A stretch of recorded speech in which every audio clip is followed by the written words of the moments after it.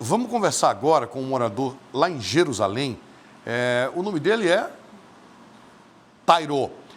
Tairo, a partir de agora vamos conversar com o Tairo Arrabal. Ele é amazonense e mora há 4 anos em Jerusalém.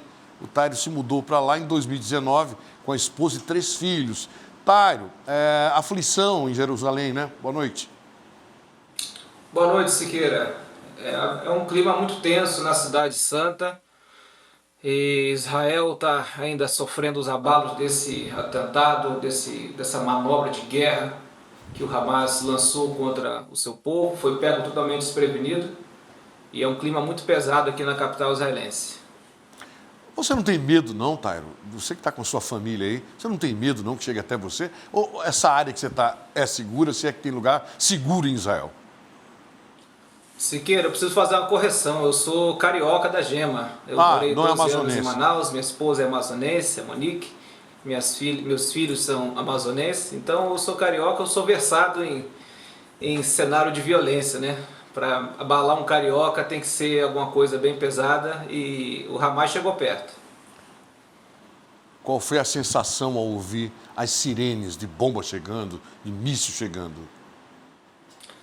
Olha, Siqueira, é uma sensação aterrorizante, né? A sirene, ela mexe com profundo do seu ser, ela causa uma sensação de alerta, né? A função dela é essa, não é aterrorizar, mas é causar esse alerta. Então a gente foi acordado no sábado de manhã com a sirene soando em Jerusalém, que é algo muito raro, e quando isso acontece, a gente fica muito preocupado, porque quer dizer que a atividade lá na fronteira está muito severa. Né? Jerusalém está distante uns 70 quilômetros em linha reta até Gaza, e o sistema de defesa de Israel, né, o Iron Dome, ele consegue interceptar os mísseis terroristas, né, que vem totalmente sem precisão. O Israel lança um míssil no sentido contrário e atinge aquele míssil errante terrorista em pleno voo. Né? Quando o Hamas ou outras entidades terroristas na faixa de Gaza, ou no Líbano, ou da Síria, conseguem soltar uma quantidade enorme de mísseis, satura o sistema de defesa de Israel e alguns mísseis acabam escapando. E quando soa a sirene aqui em Jerusalém, a gente sabe que para lá, para o sul, para as fronteiras do país, o negócio está muito pior. E aí começa uma preocupação, as notícias começaram a chegar de uma invasão ao território israelense e uma coisa totalmente inesperada, jamais aconteceu isso. E as forças de defesa ali na fronteira foram sobrepujadas pelos terroristas, e eles entraram nas vilas e fizeram barbáries que são inimagináveis. Você estava na fronteira de Gaza, 48, junto com o prefeito, né? E 48 horas depois o prefeito foi assassinado. Exatamente. Na quinta-feira eu estava, pela primeira vez eu havia ido nessa região, e essa semana que passou, Siqueira, é a semana que os judeus e hoje também muitos cristãos, inclusive uma das maiores caravanas do mundo, vem daí de Manaus, da Igreja da Restauração, do pastor René Terranova. O apóstolo René Terranova traz essas pessoas para de Manaus e de todo o Brasil para Israel. Então uma época de celebração, de alta temporada turística aqui no país, e a cidade de Jerusalém muito cheia, o país inteiro muito cheio. Então, nessa semana fomos a essa cidade da fronteira chamada Sderot, que fica realmente do lado da fronteira com Gaza e já é acostumado a sofrer. Eles têm pouco menos de 10, 15 segundos para se abrigar quando o míssil é disparado de Gaza. E pela primeira vez eu fui nessa cidade, uma cidade que está prosperando economicamente, vi um abrigo antibomba com decoração da bandeira do Brasil. O israelense ama demais o povo brasileiro. E fiquei admirado de ver uma paz naquela região que sofre tanto por guerra, e o prefeito regional estava lá dizendo exatamente isso, né, que a cidade está prosperando e tudo mais, e 48 horas depois o prefeito foi uma das vítimas do terror, quando invadiram o kibbutz dele, né, o vilarejo dele, e ele não hesitou em empunhar a arma, mas infelizmente numa troca de disparos ele foi atingido e faleceu no local. Diante dessa crise, você já teve que se esconder em algum momento em um bunker? Sim, diariamente a gente tem corrido para um bunker. Graças a Deus hoje acho que foi o primeiro dia que nós não tivemos que agarrar as crianças e correr para um bunker. Toda casa em Israel, as mais modernas, elas têm dentro de casa um quarto seguro. As casas já são construídas todas em concreto reforçado, com uma lajota de pedra de 5 centímetros na fachada. Então as casas são realmente à prova de míssil, elas aguentam esse impacto sem o prédio cair, mas dentro da casa geralmente tem um quarto seguro, com porta à prova de bala, com filtros de ar para sobreviver a ataques biológicos e de outras naturezas também. E quando a casa não tem esse abrigo dentro dela, geralmente é um abrigo comunitário no andar, ou então esses, como eu vi lá em Sderot, são abrigos externos feitos de concreto reforçado ou de metal, e as pessoas correm para o abrigo ao soar da sirene e elas têm que aguardar um tempo ali. Então, nesses últimos dias, isso aconteceu de forma constante aqui em Jerusalém, o que é muito raro acontecer, e inclusive algumas partes aqui no subúrbio da cidade foram atingidas, graças a Deus, sem vítimas. Mas o que o Hamas ele atinge, ele ataca a todos, né? Inclusive ontem acertaram uma mesquita, né? De um vilarejo árabe aqui vizinho a Jerusalém, Abu Ghosh. Então a violência do Hamas não tem endereço certo, ela atinge quem estiver passando pela frente, inclusive pessoas da mesma religião, do mesmo credo deles, mas que com certeza não compartilham desse sentimento terrorista, né? Desse desejo mórbido por sangue e destruição. Você hoje pela manhã fez um vídeo, é isso? Da destruição do local? Eu fiz alguns vídeos para emissoras do Brasil e do exterior. E ontem eu compartilhei uma live contando sobre isso. Havia um drone sobrevoando minha casa, a polícia passando pelas ruas o tempo inteiro. Então eu vou pedir licença a você. A gente fica até feliz. Eu vou pedir licença a você. você. Fica até feliz de ver a polícia circulando. Eu vou mostrar esses vídeos, com sua permissão, logicamente, esses vídeos para o público, para a audiência, que mostra a movimentação do centro de Israel feito hoje pela manhã, não é isso? Ah, sim, exato. Eu fiz. Vocês vão ver o centro da cidade bem vazio. Isso aí é o centro nevrálgico da cidade, a Avenida Jaffa, pode soltar o VLT de transporte na cidade. Você vê um clima muito, muito vazio, né? Um dia que seria um dia de trabalho, um dia de comércio ativo e muitas lojas fechadas e as pessoas em casa. Sob recomendação mesmo do governo, para que ontem inclusive foi emitido um alerta para que nós todos estocássemos comida e água suficiente para passar até 3 dias trancafiados dentro dos bunkers e dos abrigos antimíssil. Então isso causou um certo pânico, mas é totalmente compreensível. Acho que é saudável e sensato que cada família estoque comida nesse momento. A gente não sabe o desdobrar dessa guerra, que parece que vai ser longa.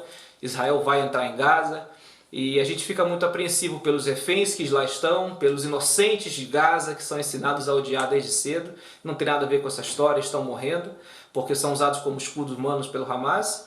E também pelos nossos amigos e queridos aqui de Israel que foram alistados, né? Israel convocou 300 mil reservistas, nunca vi uma mobilização dessa e praticamente todo mundo que eu conheço em idade de pegar em armas foi convocado, homens e mulheres, porque as mulheres também servem aqui o serviço militar, e estão todos no fronte, e isso aflige muito a gente, né? Porque a família fica para trás, a gente sabe, e só Deus sabe o que pode acontecer com eles. O Brasil, o mundo sabe que o Iraque, longe, Israel detém, né, a tecnologia de material bélico, né? Muitos produtos são exportados para o mundo inteiro, que é a inteligência. Você, acompanhando o noticiário, está vendo aí uma resposta muito pesada ao Hamas. Isso vai acontecer nesses dias? O que eu ouvi falar foi se eu não me engano, o ministro da Defesa, ele veio à televisão num pronunciamento aberto e falou: olha, eu confesso que no passado eu tive a chance de quebrar o pescoço do Hamas, mas por pressão política interna em Israel não foi me dada essa oportunidade. Dessa vez eu não vou fazer da mesma forma. Nós vamos quebrar o pescoço do Hamas. Nós vamos entrar e nós vamos acabar com esse problema por vez. Então, isso é uma mudança de tom totalmente inédita, porque Israel trata o inimigo com uma compaixão, com uma consideração com a sua população civil que nenhum outro exército no mundo faz. Mas tudo tem limites, né? A gente vê aqueles prédios sendo demolidos em Gaza. Perceba que sempre tem uma câmera profissional de televisão apontada no melhor ângulo, da melhor distância possível, para onde naquele prédio, para capturar o momento que ele vai ser derrubado. Por quê? Porque Israel, quando vai derrubar um prédio que ela identificou como um alvo usado pelos terroristas, ela manda SMS para os moradores daquele bairro avisando: existe um prédio na rua tal, vai ser derrubado porque os terroristas estão utilizando. Saia do prédio para ter sua vida poupada. Não bastando, ele manda um míssil no topo do prédio, que eles chamam de roof knockers, que ele bate no teto na laje do prédio. Ele não tem carga explosiva, aquele míssil bate no teto do prédio, todo mundo sabe que em poucos minutos vai vir a bomba que vai destruir e com precisão implode somente aquele prédio, às vezes só cai aquele prédio, não atinge nenhum prédio do lado. Então essa guerra cirúrgica, eles estão falando agora que acabou isso aí. O tom mudou, nós vamos entrar e vamos resolver, custe o que custar. Então, isso é uma coisa inédita, né? Tudo tem limite, né? Chocada, Siqueira. São bebês decapitados, são pessoas que foram executadas e os terroristas ligaram para os parentes e falaram: abre o Facebook, eu quero que sua família veja a gente matando você. E mulheres estupradas por cima de corpos na frente dos outros. É uma coisa assim, uma barbárie que acendeu uma revolta. Acho que no mundo inteiro, nós estamos vendo o mundo inteiro se posicionando, decidindo, entendendo quem é realmente a vítima nessa história. Lamentavelmente, como eu abri o programa falando que tem jornalistas no Brasil que, olhem, não julguem, estudem primeiro, só falta dizer que o Hamas é vítima, né? Só que falta dizer, sabe? E tudo tem limite.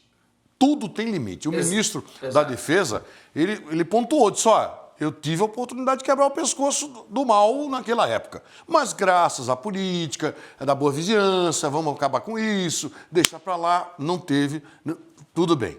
Agora, depois que fizeram com essas crianças, com os idosos, sabe?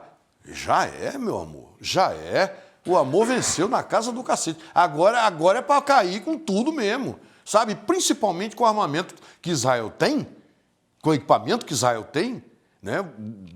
Cirúrgico, como você já falou, não tenho dúvida, vai ser um ataque, sabe, digno de cinema. Lamentavelmente, pessoas inocentes acabarão morrendo. Por mais que se avise, por mais que se noticie, né? Olha, saia daí, esse prédio já está condenado, nós vamos derrubar.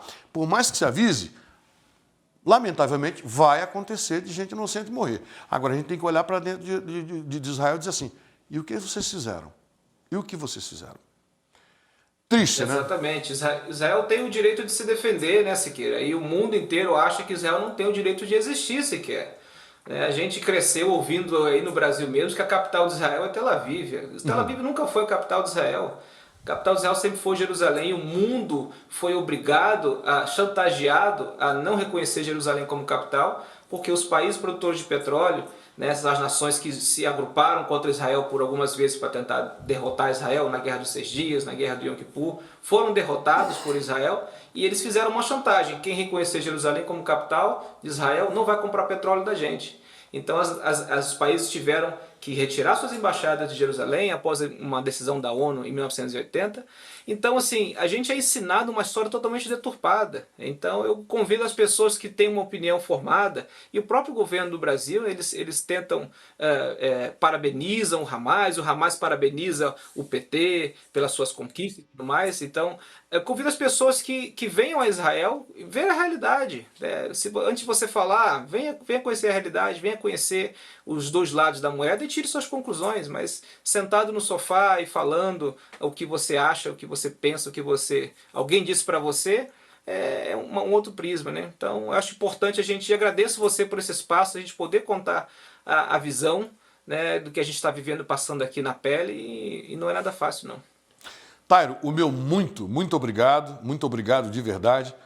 Deus o abençoe, que cuide da sua família, que nenhum mal lhe aconteça, sabe? Estamos aqui aguardando mais notícias, boas notícias, que você seja o nosso correspondente aí em Israel. E atenção, o Itamaraty confirmou agora a segunda morte de um brasileiro lá em Israel. Bruna Valenu participava de um festival de música eletrônica e foi alvo dos terroristas do Hamas no sábado. Eu quero lembrar mais uma vez a você, especialista do Google,